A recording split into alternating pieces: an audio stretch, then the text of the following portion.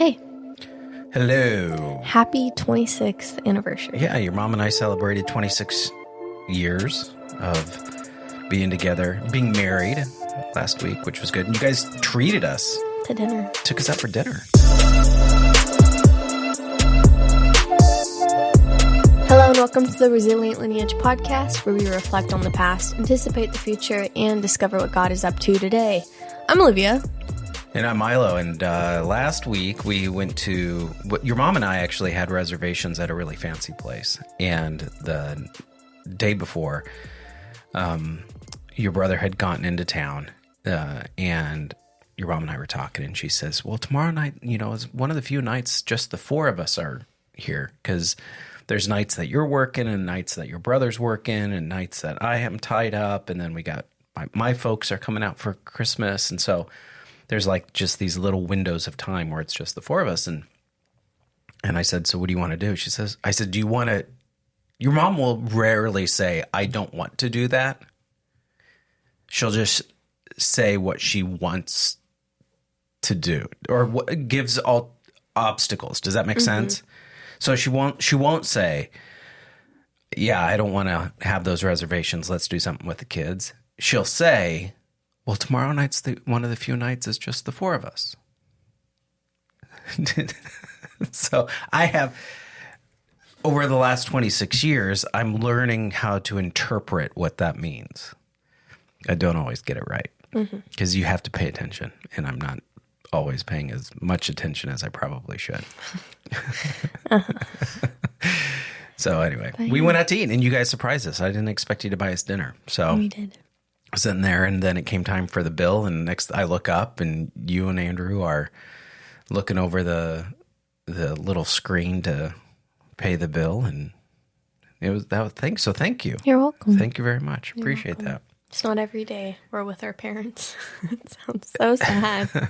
Maybe me more than Andrew, but Yeah. Well, it's not every day that all four of us are together. That's for sure. Yeah. So we got to make the most of those moments. So today is our fourth part to the series. Fourth of our, like, looking at kind of aspects of Christmas. Elements of Christmas, yeah. First one we looked at It was the Christmas movie. Christmas with the Cranks. Have you watched that yet this year? Yes. Me and my roommates, or my roommates and I. Oh, okay, good job. Better English. Yeah, here we go. Did you, had they seen it before? Yeah.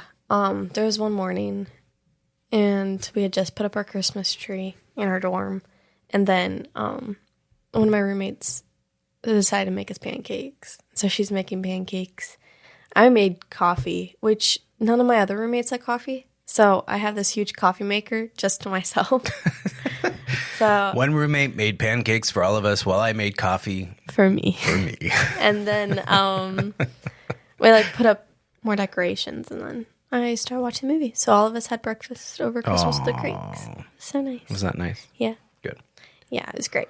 So that was the first one. The second one, we talked about the candy cane. And then the third one we talked about ornaments. Was the ornaments. History and now of ornaments. This one. Yeah, well, so this one when you think of Christmas, you usually think of the things you see, the things you eat, the things you decorate with, right? So we've kind of covered those bases. And today we're going to look at the things you hear, specifically the hymn. My favorite hymn, Christmas hymn. It's probably at the top of my favorite hymns in general, to be honest with you, because I just love the vibe. The vibe. That's like a phrase now. Seems like. You're a vibe. No, you're a vibe. You're a vibe. Anyway, the song is O Come Emmanuel. And it was even as I was typing up the show notes for this and doing some research, I was like, Emmanuel. Wait a minute. Is that spelled with an I or an E? And it turns out you can spell it with either. Did you know this? I didn't know this. I've seen it spelled either, but then I was like, well, why is one spelled one way and why is it spelled the other? So the word is a Hebrew word, and if it's translated directly, from Hebrew into English, it's translated with an I. So the Old Testament is written in Hebrew. And so when that word appears in the Old Testament, and going straight from Hebrew into English, it's with an I. However, do you know what the Septuagint is? No. Have you ever heard of that? No. So the Septuagint is the Greek translation of the Old Testament. Okay. And so like in the days of Christ, they would have, like their Sunday school, like they would have had synagogue where people went and learned things and stuff. They would have been teaching out of the Septuagint. Okay. Because it was a common language in that area. They would have also done Hebrew because the part of going through their synagogue courses is learning Hebrew. So they would have exposed them to the original Hebrew text, but they also had a Greek translation of it because that was a common language back then, and that was the Septuagint. So when it's translated from the Septuagint is when Emmanuel is when we put an E on it. Very interesting. Yeah. So if you see Emmanuel, it's a translation of the Septuagint. If you see Emmanuel with an I, it's a translation from the Hebrew. So, little fun facts right there. Okay, so what we're going to do is we're going to talk about the song a little bit, but I want to talk about the guy who wrote the song, didn't write the song. I'll explain that bit. But the backstory of the guy who sort of brought it back into sort of the popular vernacular of the church hymnal. So we're going to look at the song in a bit, but before we do that, I want to talk about our good friend John Mason Neal, or as his friends called him, JM. I don't know if his friends called him that. Yeah. But, but Reverend Neal, Dr. Neal, actually. Dr. Neal. Yeah. So he grew up, family life. Grew up in an evangelical home. Always struggled with some type of illness. Like he was a very sickly person. And it limited where he lived.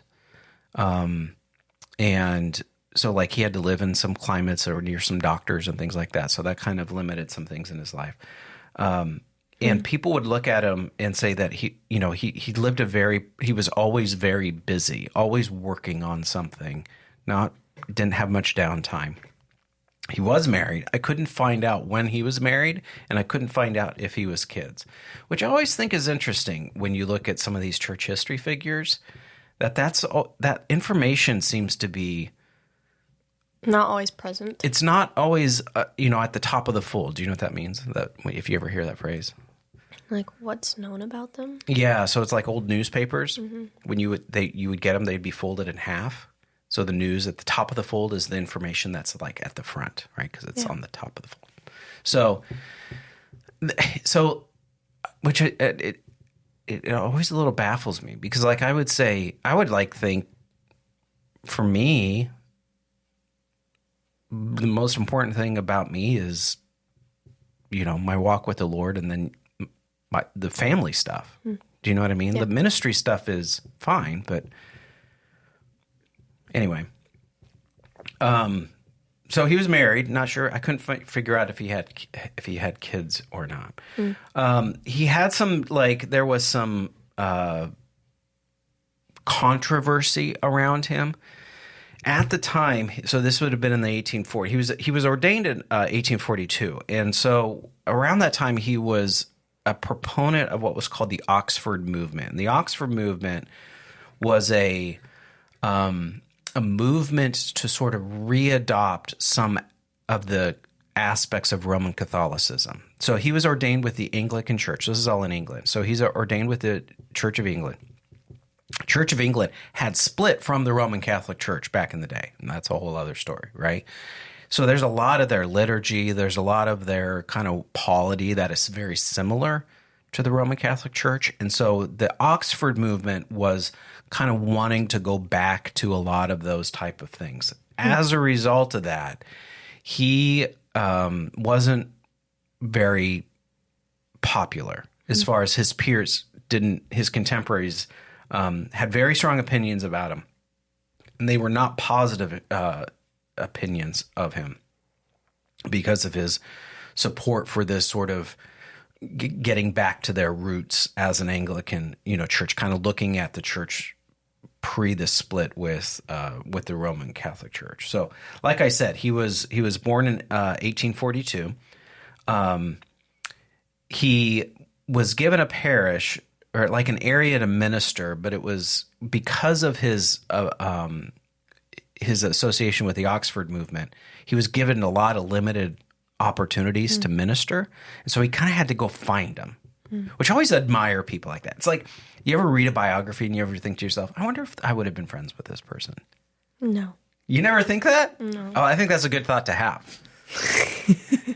Like, I think it's a really interesting thing to like look at these folks like this and kind of go, I wonder if we would have been friends.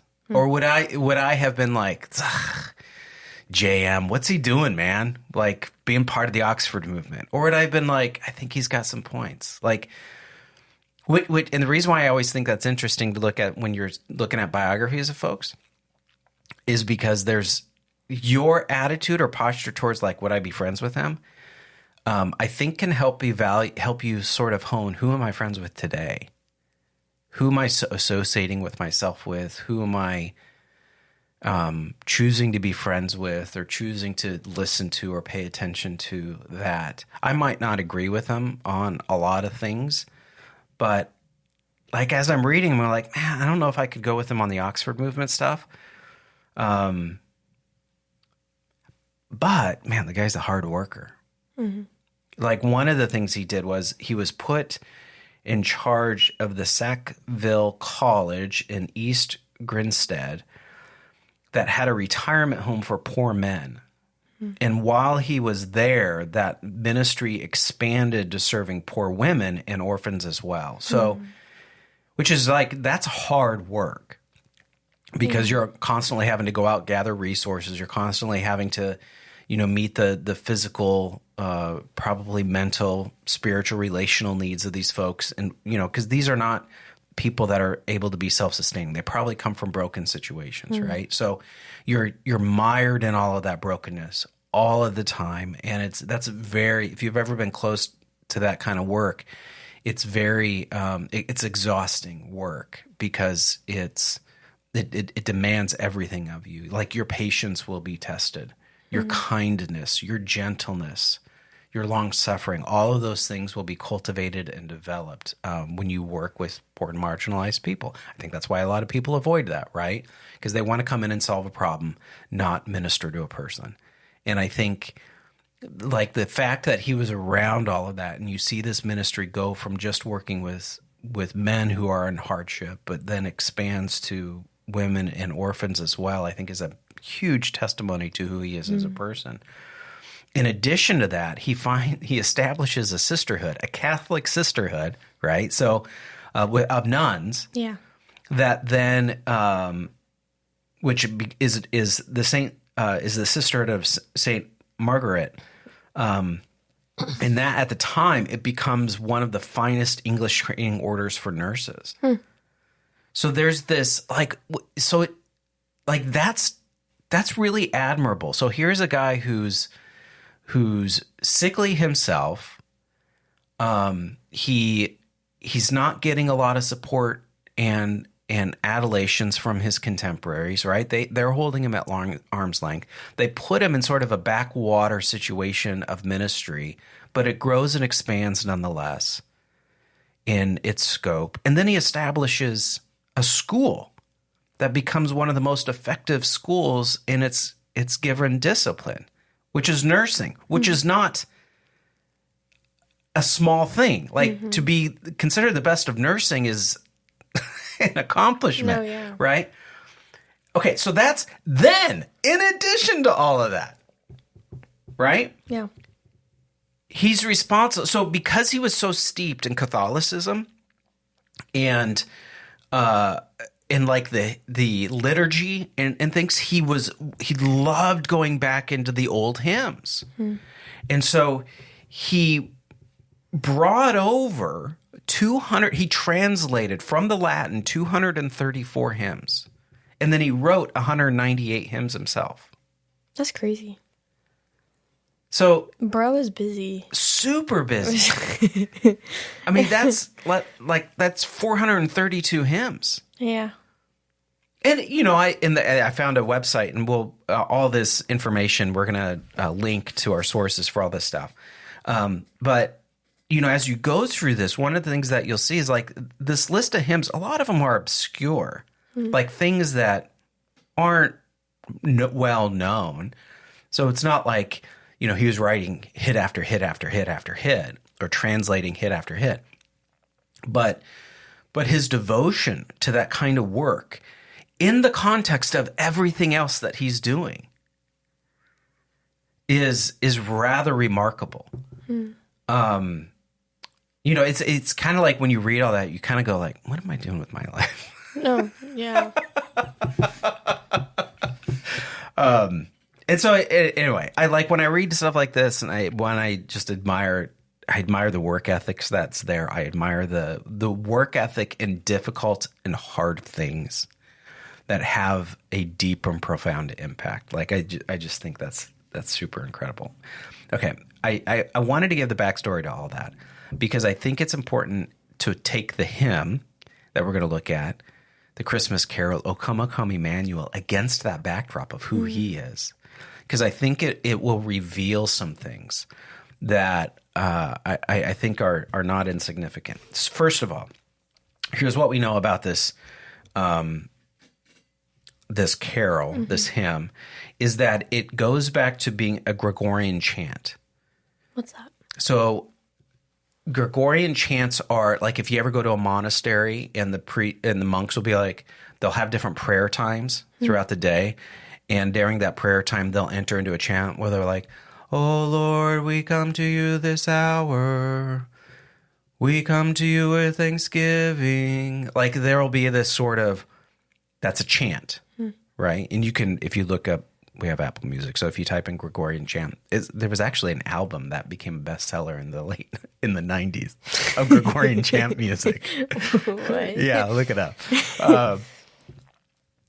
So it was a chant. It was a Gregorian chant from the 8th or 9th century. We're not exactly sure when. Originally written in Latin, and then he translated it into English in 1851. That's when he got his hands on it. The way the chant is laid out is you would do a chant each day. You would do a verse each day of the song, and you would do it over the course of a week leading up during the Advent season. Oh, okay. So it was, because the Advent season is broken down into weeks, right? The first week of Advent, second week, third week, fourth week, and then and that takes you up to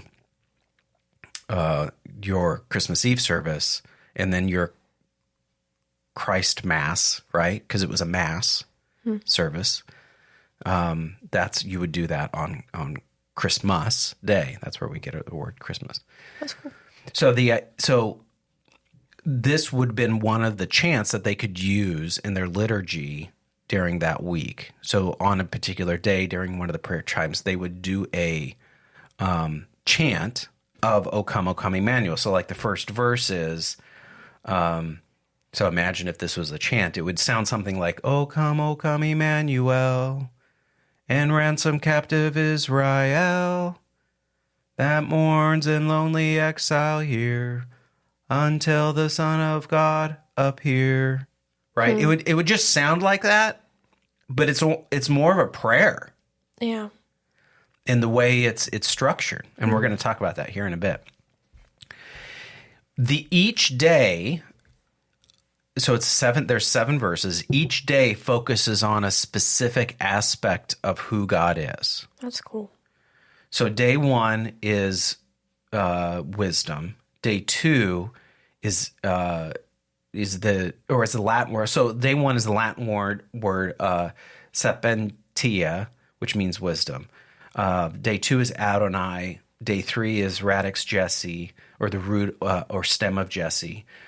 Day 4 is clavis David, or the key of David. Day 5 is Orines, day spring, meaning day spring. Day 6 is Rex Genitium, which is king of the Gentiles. And then day 7 is Emmanuel, right? So what you do is you read through each of these, and in that order. But then, okay, so you get to day 7. Yeah. And the idea is you look back from where your posture is, you look back. So you would look at that in reverse order. And the first letter of each word for God creates an acrostic, a Latin acrostic, which is ero cras, which means, in Latin means, I will be present tomorrow. That's crazy. So the beauty of this is it's sort of this tapestry, right? It's like they're giving you puzzle pieces during the Advent season leading up to Christmas. So like, imagine this was sung the final week of Christmas. You sing that 7th verse, right? And you're highlighting this last attribute of God that you've been singing about for the last 7 days. And then it's from that posture. The message is, I will be present tomorrow. Isn't that cool? That's so cool. I mean, it's just like the intricacy and intentionality of the liturgy in this is really, really beautiful. And I think there's a lot of that we don't have today. I think we have because we're so, we don't like to look long at things.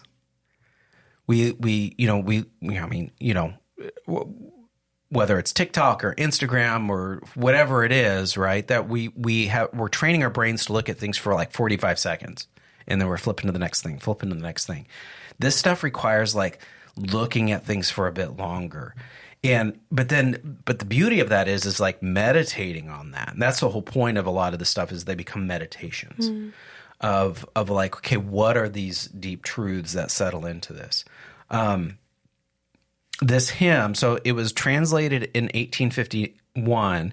So between 1851 and 1900, it was published in some hymnals, but it was only published in 4% of the hymnals that were produced. By 1968, it was being published in 57% of hymnals. Very interesting. So he never saw this hymn like gaining traction. Yeah. So, for us, it's rather ubiquitous. Like probably one of my favorite renditions of the singing is the Karen Carpenter version of just her voice with the message. It's just so rich. She doesn't sing all 7 verses, but it's like the orchestra that's playing. It's just really well done. And so, but like, it's a song that's very much attached to this season. And it's a song of yearning, that's what I love, right? Because at the Advent season is this season of yearning. It's a season of longing.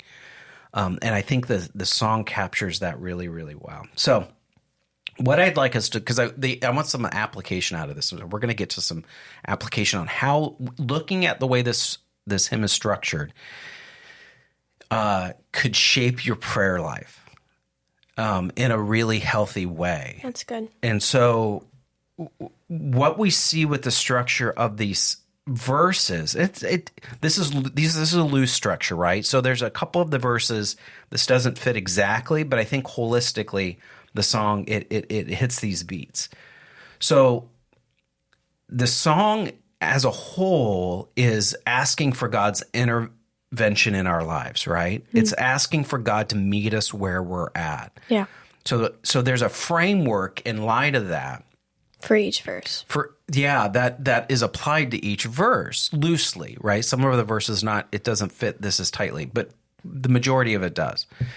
Like there's one, it's a little loose, 2 maybe. But they all begin with a who God is, then they move to a what God can do. Then they move to an articulation of our current situation, a desired outcome, and then the action and promise. And the action and promise is the refrain, right? So the chorus portion of the hymn, which the chorus portion of Rejoice, Rejoice, Emmanuel, shall come to you, O Israel. So that's the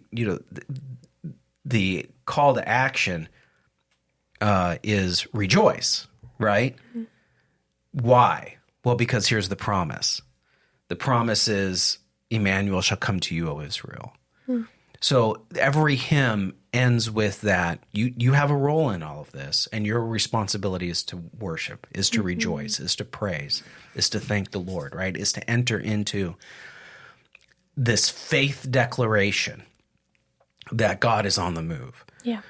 Why? Because Emmanuel's coming to you, Israel. So you got to look at each verse has that refrain attached to it, right?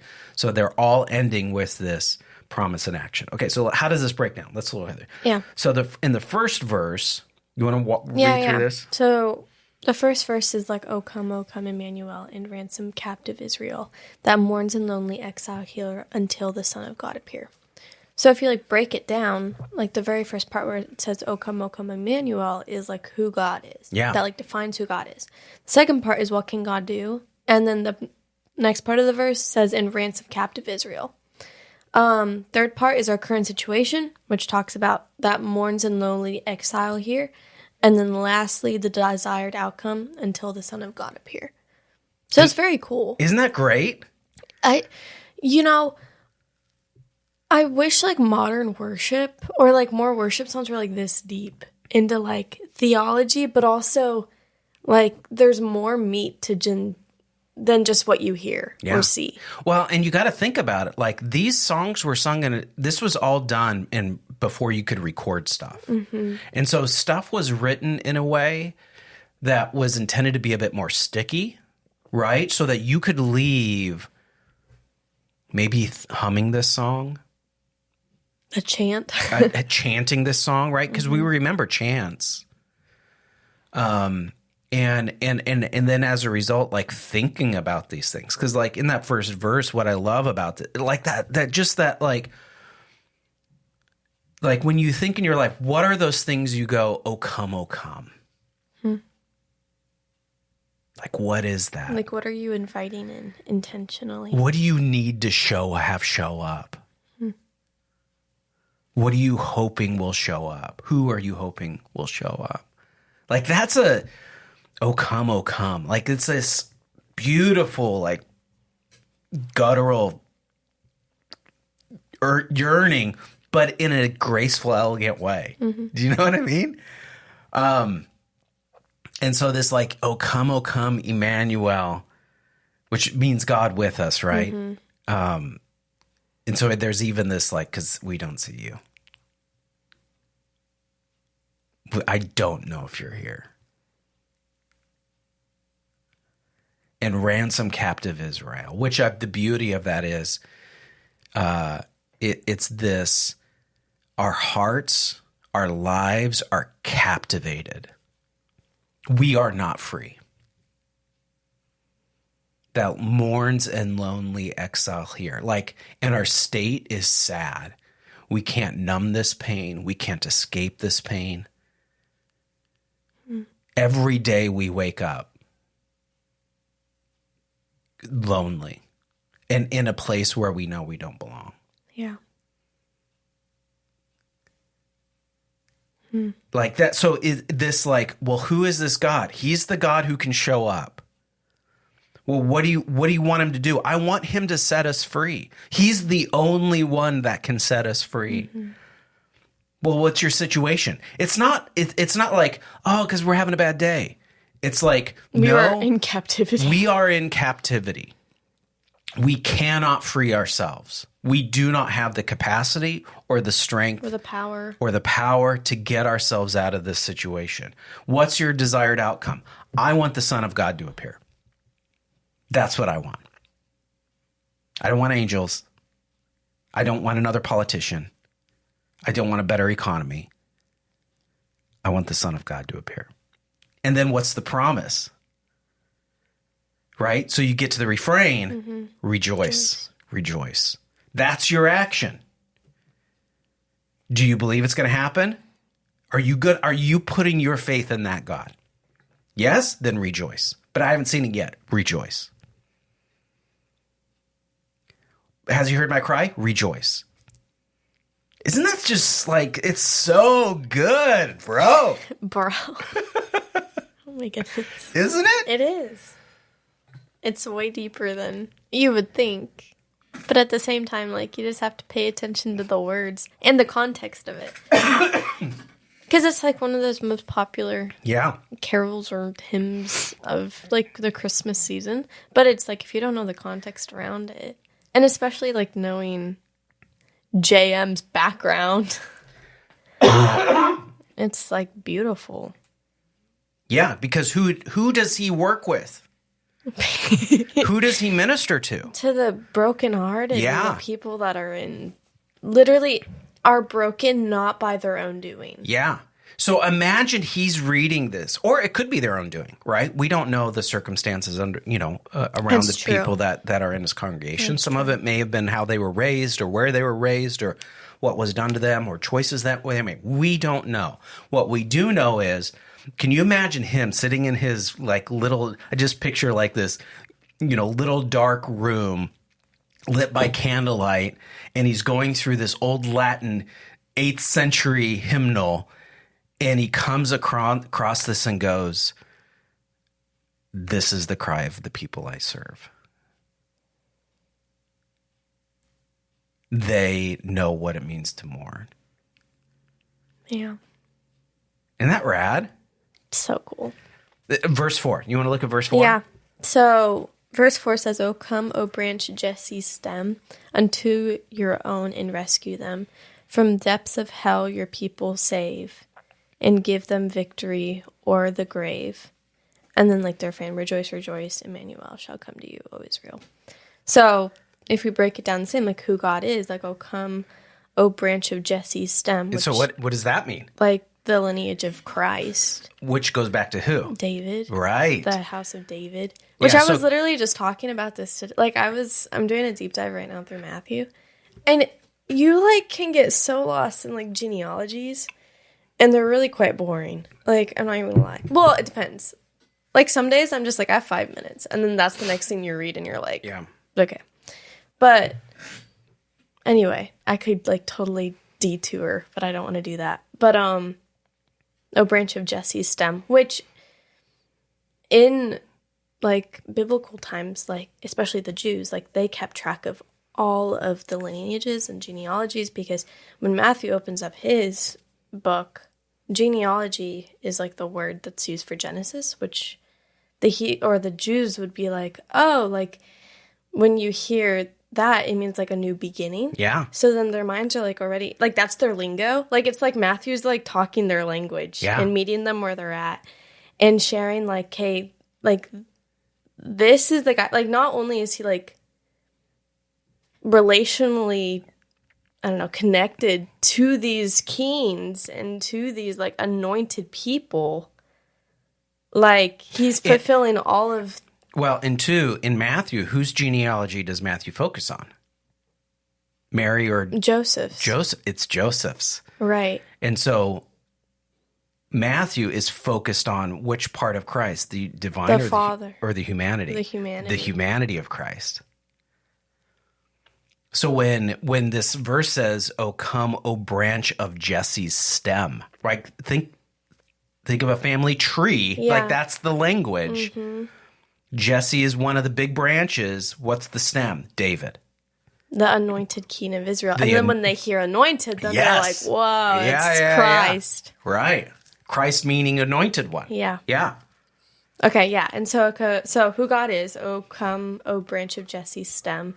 And then what can God do? "Unto your own and rescue them."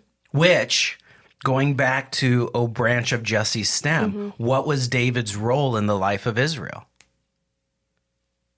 The king. He was the king. Yeah. But king during good times, king during bad times. All of the above. All of the above.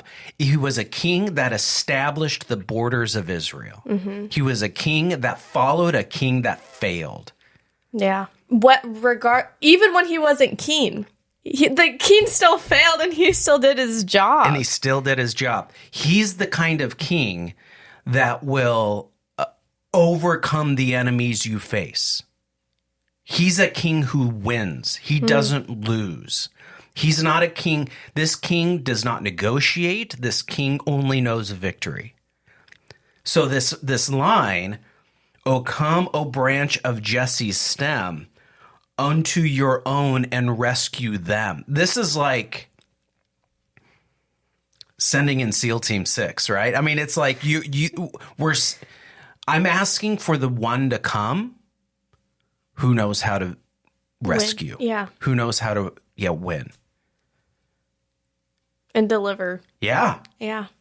And then like our current situation is from depths of hell your people save. Which is so deep.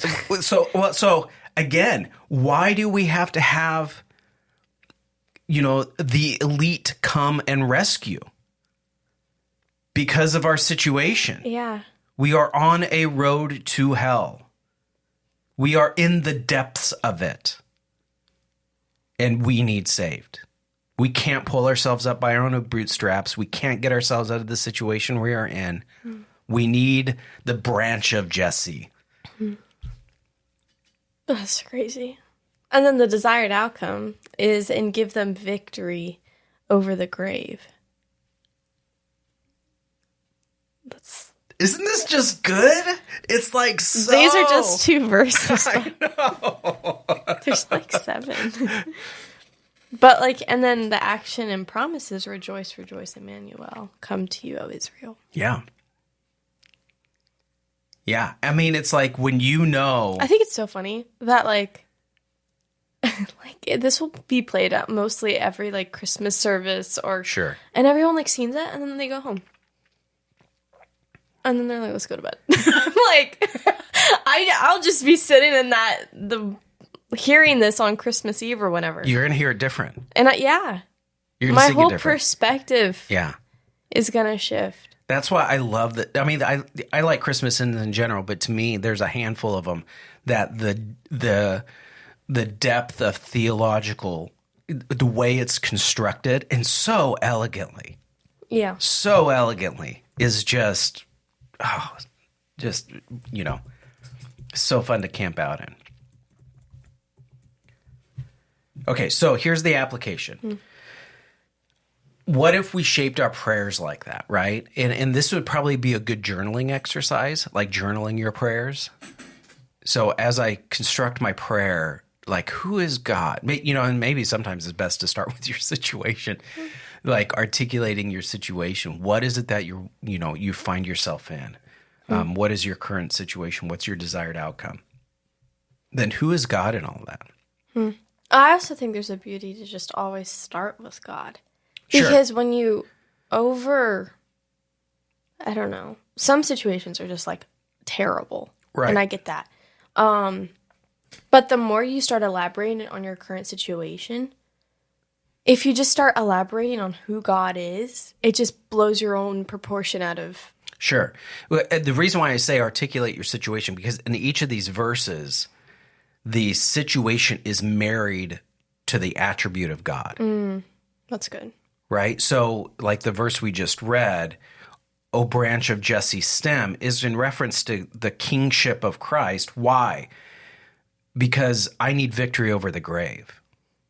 That's the outcome I want. Well, who's the only one who can provide victory over the king? The King of Kings, right? The King who can conquer death. Yeah. And so having a clear eye on your actual situation, the actual problem, not the surface level problem, right? So there's surface level causes and there's root causes. We generally want to focus on Lord, I need more money. Why don't we talk about stewardship? Generosity. Yeah. Why don't we talk about push into contentment? No, I'd rather just have more money. Okay. Well, that's the surface. The surface level problem appears to be you need more resources, but is there something deeper than that God wants to do? And actually, those are the places where discipleship takes place. Yeah. Right. So what is that? What are the deeper things that God is wanting to do in my heart? What am I learning about God? What is the attribute of who God is? That he's wisdom, that he's Emmanuel, all these things that we talked about earlier, that he's, has dominion. He's the God who has dominion. He is the day spring, right? That the day begins with him. He's the King of Kings. He's the King of the Gentiles. He's the King of the Jews. The whole, all the governments rest upon his shoulders, right? Like he is the bearer of all things. Like What attribute? And if you're like, I don't know all those things, like do a quick Google search, like attributes of God. He's the Holy of Holies. He is love. He is truth, right? You could go down all of these roads and go, okay, well, what's my situation? My situation is, you know, I live with persistent fear. Well, the scriptures tell us that perfect love casts out fear. And what is God? He is perfect love. So who is God? He's love, pure, unadulterated, a selfless, sacrificing love, agape love. What can he do? He can flood my soul with assurance that I am deeply loved. What is my situation? Because I live with crippling fear. What's the desired outcome? I want to live with vibrant freedom. Did you see what I'm saying? Like, it's getting to that level and going like, well, okay, what is it that I actually want to have God do? Because you're coming to a God who is he's a God of abundance. He doesn't lack resources. So you're not going to come to him with anything that he's going like, sheesh, if you could only have asked me for something else, because that's the one thing I can't do. That's not what's going on, right? The deepest longings of your soul, he can satisfy. He wants to satisfy. Yeah. He's inviting you to trust him to satisfy. And so I think what this hymn does is it gives us this structure to sort of like, how could I structure my prayers in a way? Whether for myself or for others, because in some ways this is a petition for Israel, right? Yeah. The hymn writer or the hymn singer is praying for Israel in all of this. They're not praying for the Gentiles, which I think is interesting. I mean, they do in one of the verses, right? But the larger idea is that there's this prayer for you're petitioning for another people. Yeah. Which again, what was the work of Neil? For people. He was advocating for other people. Yeah. Bro got like 4% in hymnals. Now it's probably higher than. Well, we don't have hymnals now. That's true. We have Apple Music. Yeah. And albums done by a ton of artists in their Christmas album. Yeah. And it's mostly this isn't there. Yeah. And I think it's beautiful that like the melody has changed over time instead of like a chant into like a beautiful. It like makes it because I was like looking at the chord chart earlier today. Yeah. It's in minor. Yeah, for the most part. Which when you hear minors, it like I don't want to say like it does something. It like affects the way you then perceive the song. Because like when it's all in major, you just feel really good about yourself. Yeah. You're just like, this is really happy. Yeah. When you hear a minor, it's like, whoa, this is a lot deeper than. And it's like a good mix, but mostly minor. So. And to me, putting it in minor, puts it in that category of like yearning, longing, unsettled. Do you know what I mean? Not desiring something other than the circumstances we find ourselves in. It's like minor. You want to get out of minor. Do you know what I mean? And it's like, no, we need to stay in minor. Yeah. So anyway, all right, cool. Any other thoughts? Listen to the song, guys. Check it out. We love the Carrie Carpenter version. Karen Carpenter, King and Country has one out as well, which is pretty good. I mean, like I just looked it up on. Lauren Daigle has one. Does she? I just looked it up on Apple Music, and it's like the list of. It's not a small list. Yeah. So give it a listen. Focus on the verses. Make these prayers for your days. Yeah. You can share, follow, rate, review this podcast. We got one more. We're going to do one more. One more. We lied last time. Yeah. Because I wanted to end on a 48, not a 47. That's valid. So by doing if you share, follow, rate, review, you're going to help us get traction. And you guys that have been doing that, thank you very much. It's been a huge help. It's been almost a year. So those who have been with us for this time. You guys are on the front edge of some really cool things. Yeah. You can follow me on Instagram and X. Just look up Milo Curtis. You'll find me there. You can also find me on Facebook. You can follow me at Olivia Curtis on Facebook and then Olivia.Grace_28 on Instagram. Follow us. Yeah. We check it out. Hope you guys have a great Christmas. There's a newsletter you can sign up. We're going to shoot out our Christmas newsletter here in the next week. So if you listen to this the week before Christmas, sign up for the newsletter. You'll be able to get that newsletter before the holidays. Yep. You can also email us, hello@thisresilientsoul.com. We're always looking for ways to deepen the quality and expand the impact of the podcast. If you have any ideas, shoot us ideas. We'd love to hear. All right, Merry Christmas, y'all.